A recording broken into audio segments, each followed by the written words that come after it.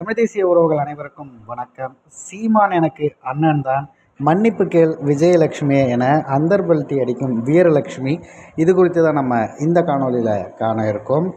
வீரலட்சுமி அவர்கள் இங்கே திமுகவிற்கு உடனாக கூட்டோடு சேர்ந்து எப்படியெல்லாம் சீமானை அவமானப்படுத்த முடியுமோ அதற்கான அத்தனை வேலைகளையும் விஜயலட்சுமிங்கிற அந்த நடிகையோடு சேர்ந்து பார்த்த நபர் தற்போது அவங்க வெளியிட்டிருக்க அந்த காணொலியில் முழுக்க முழுக்க சீமானுக்கு ஆதரவாக பேசுவது போலவும், அதே நேரத்தில் விஜயலட்சுமி அவர்கள் மனப்பிறழ்வு ஏற்பட்டு பேசுகிறது போல் நிறைய பேசுகிறாங்க அப்படின்ற மாதிரி.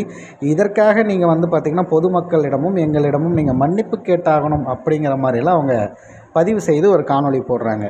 நமக்கு ஒரே ஒரு கேள்வி தான், இதைத்தானே முன்னாடிலேருந்து நாங்கள் சொல்லிகிட்ருக்கோம். மனப்பிறழ்வு ஏற்பட்ட மாதிரி பேசிகிட்டு இருக்கிறத எந்த வகையில் ஏற்றுக்க முடியும்? அது மட்டும் இல்லாமல் ஒரு மிகப்பெரிய அரசியல் தலைவராக இருக்கக்கூடிய ஒரு நபரை ரொம்ப கொச்சையாக பேசுவதுங்கிற பல வேலைகளை பார்த்துட்டு, இதே வீரலட்சுமி இப்போ ஆதரவாக பேசக்கூடிய இந்த வீரலட்சுமி அவர்கள் பார்த்திங்கன்னா சென்ற முறை வந்தபோதும் இந்த முறை வந்தபோதும் உங்களுக்கு ஆதரவாக நான் நிற்கிறேன் அப்படின்னு சொல்லிட்டு அந்த நடிகையிடம் பேசிட்டு அவர்களை கூப்பிட்டு தனியாக வச்சுக்கிட்டு பார்த்திங்கன்னா எப்படியெல்லாம் சீமானை அவமானப்படுத்தலாம், என்னென்ன செய்யலாம், கூட பார்த்திங்கன்னா புரோக்கர் முக்தார் அவர்களை அழைத்து கொண்டு இந்த மாதிரியான வேலைகள்லாம் நம்ம செய்யும்போது ரொம்ப எப்படி சொல்கிறது, திராவிடர்களுக்கு பார்த்திங்கன்னா இந்த கொச்சையான விஷயங்களை பேசுகிறது, கொச்சையாகவே பேசி அவர்களை ஏதோ ஒரு வகையில் நாங்கள் இழிவுபடுத்திட்டோம் பார்த்தியா அப்படின்னு ஒரு சுய இன்பம் காண்பதுங்கிற மாதிரியான அந்த வேலைகளை தான் அவங்க செஞ்சிட்ருப்பாங்க. அதே விஷயத்தை இங்கே பண்ணிக்கிட்டு இருந்துட்டு இப்போ உடனே பார்த்திங்கன்னா எல்லாத்தையும் மாற்றி போடுவது போல், எனக்கும் சீமான் அண்ணனுக்கும் எந்த வகை பிரச்சனையும் கிடையாது,